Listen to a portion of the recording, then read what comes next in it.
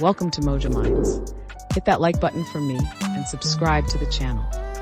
History tells us who ruled the world. But it rarely tells us who actually built it. Not the kings, not the flags. But the forgotten men who crossed oceans and never came back. This publication from Acta Neerlandica explores a largely overlooked chapter of colonial history, the presence of Hungarians in the Dutch colonial world, especially within the VOC and later in the Dutch East Indies and Suriname. What makes this work valuable is not just the facts it presents, but the perspective it brings, that of outsiders who moved through Dutch imperial systems without being Dutch themselves. The book opens by placing us in the harsh reality of early VOC voyages.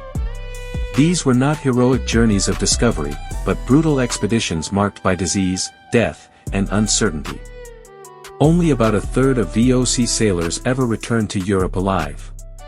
Because the Dutch Republic alone could not supply enough manpower, the VOC relied heavily on foreign labor, including Germans, Scandinavians, Poles, and a smaller but significant group of Hungarians. The authors identify around 118 Hungarians who served the VOC between the 17th and 18th centuries.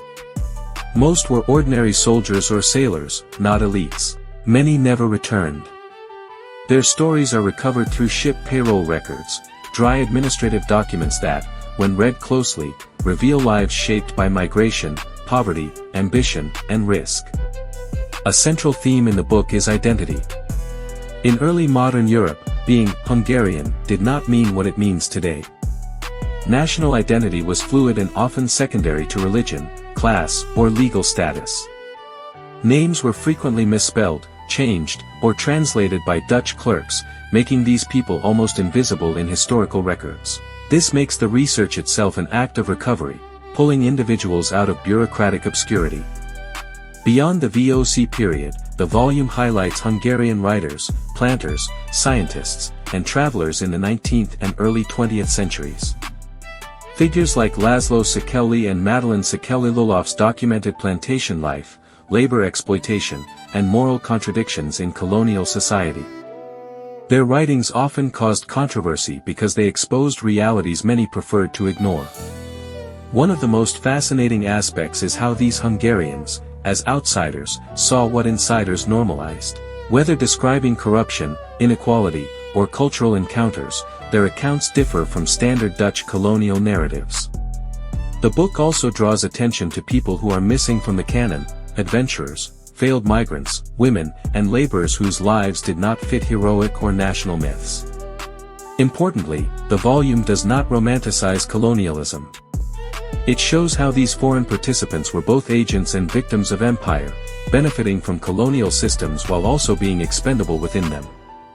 Disease, violence, and early death were common outcomes, regardless of nationality. This book matters because it reminds us that colonial history was never purely national. Empires were built by mobile, displaced, and often desperate people, crossing borders long before modern globalization. By focusing on Hungarians in Dutch colonies, Acta Neerlandica widens the lens and challenges the idea that history belongs only to dominant nations. What these stories ultimately reveal is that outsiders often see more clearly. They notice cracks in the system, moral contradictions, and human costs that insiders accept as normal. Recovering these voices does not just add footnotes to history, it reshapes how we understand the past itself.